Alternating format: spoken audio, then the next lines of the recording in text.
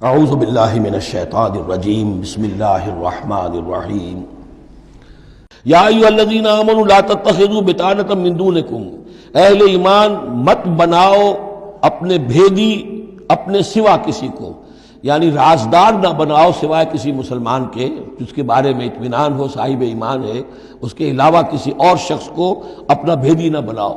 چونکہ یہ مدینے میں رہتے تھے، بہت عرصے سے ان کی دوستیاں تھیں یہودیوں کی، اور ادھر جو ہے یہ اوس اور خزرج کے لوگوں کی، وہ دوستیاں ہیں، پس منظر ہے، پرانے تعلقات ہیں، روابط ہیں، اس کی وجہ سے وہ بسا اوقات جو راز کی باتیں ہوتی تھی وہ بھی بیچارے سادہ لوح مسلمان اپنی نیکی کے اندر، سادگی میں وہ بھی ان کو بتا دیتے تھے۔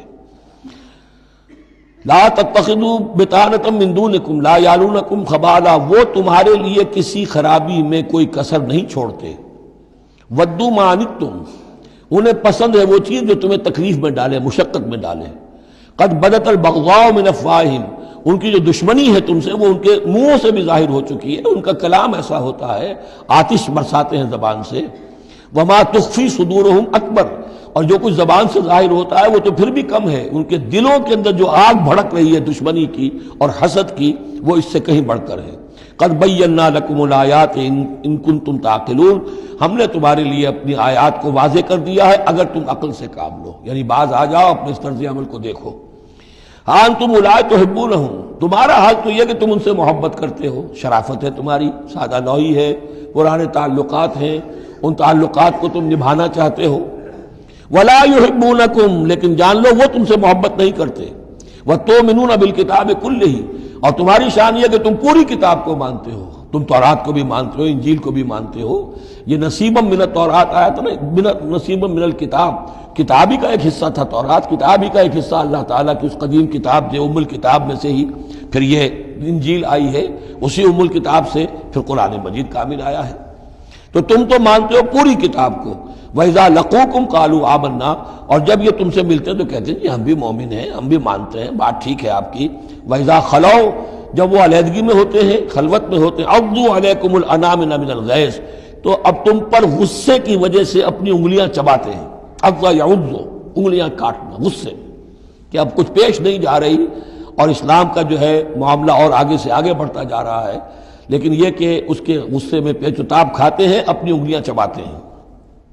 قل موتوا بغیظکم، ان سے کہو کہ مرو اپنے اس غصے میں، غم میں، اپنے جذبات میں۔ ان اللہ علیم بذات الصدور، یقیناً اللہ تعالیٰ جو کچھ سینوں کے اندر مضمر ہے اس سے بھی واقف ہے۔ ان تمسسکم حسنۃ تسؤہم، اگر تمہیں اے مسلمانوں کوئی بھلائی پہنچ جائے، کوئی خیر ہو جائے، تمہیں کہیں فتح نصیب ہو جائے، انہیں بری لگتی ہے۔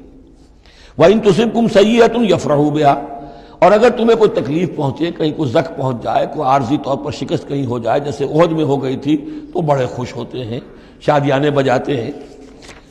وَإِن تَصْبِرُوا وَتَتَّقُوا، لیکن یہ کہ اگر تم صبر کرتے رہو اور تقویٰ کی روش اختیار کرو، لَا يَضُرُّكُمْ كَيْدُهُمْ شَيْئًا، ان کی یہ ساری چالیں تمہیں کوئی مستقل نقصان نہیں پہنچا سکیں گی۔ لیکن یہ کہ صبر اور تقویٰ، یہ دو چیزیں، وَاسْتَعِینُوا بِالصَّبْرِ وَالصَّلَاةِ، وہی صلاۃ جو ہے اس کی جگہ یہاں لفظ تقویٰ آ گیا ہے کہ یہ تم اگر کرتے رہو گے تو پھر یہ کہ ان کی ساری سازشیں ناکام ہوں گی بالآخر۔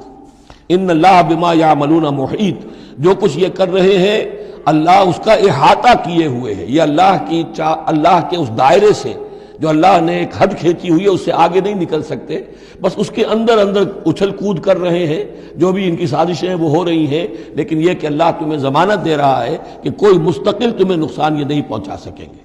صدق اللہ العظیم۔